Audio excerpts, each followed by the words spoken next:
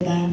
Yes, but it's a mix of things that I like, and that includes parenting to my two kids.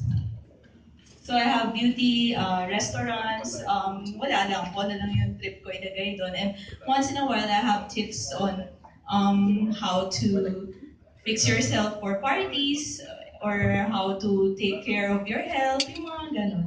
Meron ka na ba na-experience na dengue? Nagka-dengue? Or may kamag-anak ka ba?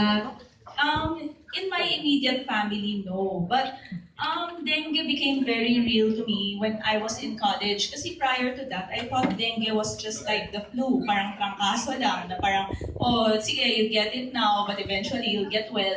But when I was in college, we got the news that one of my high school batchmates, who was my age, back then I was, 18, passed away because of dengue. So that was when I realized that dengue is just, it's not just another disease that we can dismiss. It's actually very serious, and the consequences can be life-threatening.